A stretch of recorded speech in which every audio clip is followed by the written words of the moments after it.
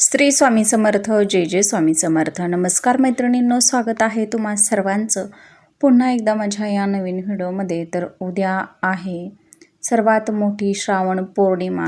तर श्रावण महिन्यामध्ये जी पौर्णिमा तिथी येते तर ती नारळी पौर्णिमा म्हणून ओळखली जाते, हे तर आपल्या सर्वांनाच माहिती आहे. आणि दरवर्षीप्रमाणे नारळी पौर्णिमा आहे तर त्याच दिवशी रक्षाबंधन हे सुद्धा साजरं केलं जात असतं. तर उद्या ही पौर्णिमा तिथी जी आहे तर ती आलेली आहे आणि उद्या आपल्याला अंघोळीच्या पाण्यामध्ये ही एक वस्तू टाकायची आहे. यामुळे आपली सर्व नकारात्मकता, बाधा, ज्या काही समस्या असतील, आपल्याला काही दोष लागलेले असतील तर ते कायमचे संपून जातील. घरामध्ये असणारी दरिद्रता, गरिबी ही संपेल, घराची भरभराट होईल. तर आपल्याला अंघोळीच्या पाण्यामध्ये कोणती वस्तू टाकायची आहे हे जर तुम्हाला जाणून घ्यायचं असेल तर त्यासाठी तुम्हाला हा व्हिडिओ शेवटपर्यंत पाहायचा आहे. चला तर मग अशा नवीन सुंदर व्हिडिओला सुरुवात करूया.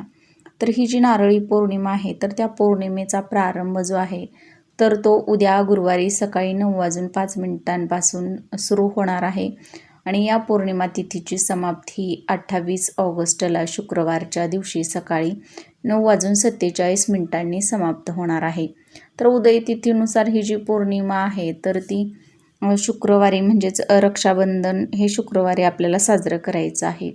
आणि संपूर्ण दिवसभर पौर्णिमा असल्यामुळे जे पण काही सेवा असतील, उपाय असतील किंवा आपण बघा या पौर्णिमेच्या दिवशी सत्यनारायण पूजा आपल्या घरामध्ये मांडतो किंवा छोटासा का होईना सत्यनारायण आपल्या घरामध्ये करत असतो, तर तो देखील आपल्याला गुरुवारी संध्याकाळी करायचा आहे. त्यासोबतच बघा आपल्याला अंघोळीच्या पाण्यामध्ये ही वस्तू टाकायची आहे.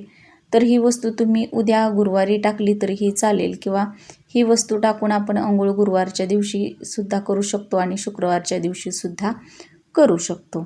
तर या दिवशी आपल्याला काय करायचं आहे, अगदी लवकर उठायचं आहे, ब्रह्ममुहूर्तावरती अंघोळीचं पाणी काढायचं आहे. अंघोळीचं पाणी काढल्यानंतरनं बघा त्या अंघोळीच्या पाण्यामध्ये आपल्याला एक अखंड हिरवी वेलची जी आहे तर ती फोडून टाकायची आहे. त्यामध्ये ज्या काळ्या बिया निघतात बघा तर त्या बिया टाकायच्या आहेत. त्यानंतरनं एक चमचाभर का होईना कच्चं दूध जे आहे तर ते टाकायचं आहे. यामुळे आपल्या कुंडलीत असणारे चंद्रदोष जो आहे तर तो दूर होत असतो. त्यानंतरनं एक चमचाभर गंगाजल टाकायचं आहे.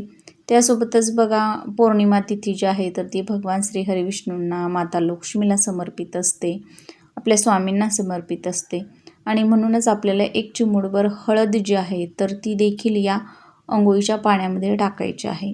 तर अशा या 4 वस्तू तुम्हाला टाकून या पाण्यानं स्वच्छ अशी अंघोळ करून घ्यायची आहे.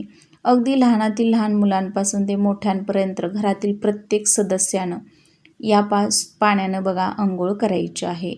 स्वच्छ अंघोळ करून झाल्यानंतर आपल्याला आपल्या घरातील देवपूजा करून घ्यायची आहे. त्यासोबतच पौर्णिमा आहे, उंबरठ्यावरती तुम्ही हळदीचं लेपन करू शकता. त्यासोबतच उंबरठ्याचं पूजन करू शकता. मुख्य दरवाजावरती एक स्वस्तिक देखील आपल्याला आवर्जून काढायचं आहे. त्यासोबतच अष्टलक्ष्मीचं चिन्ह, शुभचिन्ह जे आहे तर ती देखील आपण उंबरठ्यावरती काढून याचे देखील हळदी कुंकू, अक्षदा, धूपदीप, अगरबत्ती ओवाळून पूजा करून घ्यायची आहे. तर मग घराचा मुख्य दरवाजा असतो तर तो सुद्धा आपल्या घराचं सर्वस्व असतो. तिथूनच आपल्या घरामध्ये लक्ष्मी येत असते, अलक्ष्मी देखील तिथूनच येत असते. नकारात्मकता असेल, सकारात्मक ऊर्जा असेल ही देखील आपल्या घरात तिथूनच प्रवेश करत असते. म्हणून आपल्याला आपल्या घरामध्ये नकारात्मक ऊर्जा प्रवेश करू नये, सकारात्मक लहरी जास्तीत जास्त प्रमाणामध्ये आपल्या घरामध्ये राहाव्यात यासाठी आपल्याला उंबरठ्यावरती हे अष्टलक्ष्मीचं चिन्ह जे आहे तर ते काढायचं आहे आणि त्याची विधिवत पूजा करून घ्यायची आहे.